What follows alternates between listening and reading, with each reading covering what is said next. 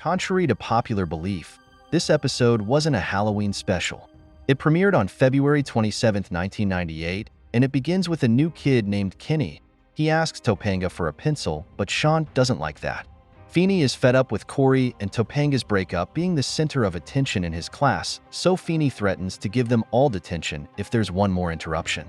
Right after he says this, a scary janitor goes into the class and goes out. Feeney counts this as an interruption and gives the kids detention, including Kenny. While in detention, Feeney locks the students inside the classroom before leaving. The kids are sitting when the scary janitor passes outside in the hallway, so Shawn pleads with him to unlock the door, but the janitor doesn't. The kids then notice the map on the blackboard, roll up, and under it is a message written in blood. The message says, "No one gets out alive." Shawn says Feeney is the one behind it, and is just setting up an elaborate lesson to teach them something, so Shawn begins using his vast knowledge of horror films to predict what's coming next. Shawn says something horrible is about to walk into the classroom, and something does walk into the classroom, but it's just Eric and Jack. Eric does an impression of Mr. Hanky from South Park, and then him and Jack say they saw the scary janitor out in the hall emptying trash cans. Topanga says that's not creepy, but then Eric says there was also blood coming out of the showers, so the kids freak out. Shawn then predicts Kenny will be the first one to die, and that's exactly what happens right after Shawn says it. The lights get turned off, and once they're turned back on, they see Kenny has been stabbed in the head with a pencil. Eric says, "Oh my gosh, they killed Kenny." Everybody then runs out into the hallway, and an eerie song plays over the intercom.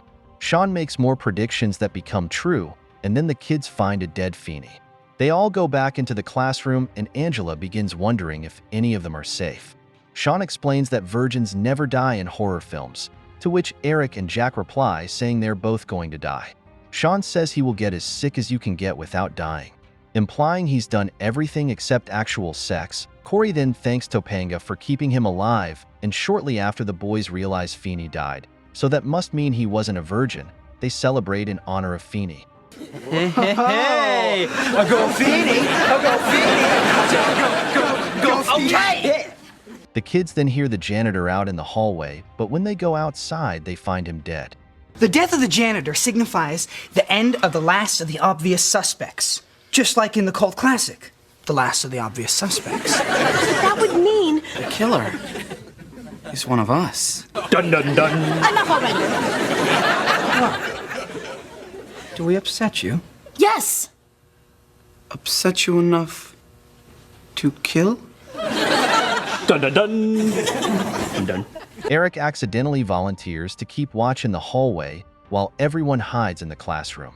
While in the hallway, a girl appears and starts making out with Eric. The kids then all go to the library, and once they are there, the killer shows up and kills everyone except Corey, Topanga, and Shawn. The killer then puts Corey and Topanga's hands together. Shawn then pulls the mask off the killer, and we see the killer is Shawn. Shawn then wakes up. He was dreaming while in detention.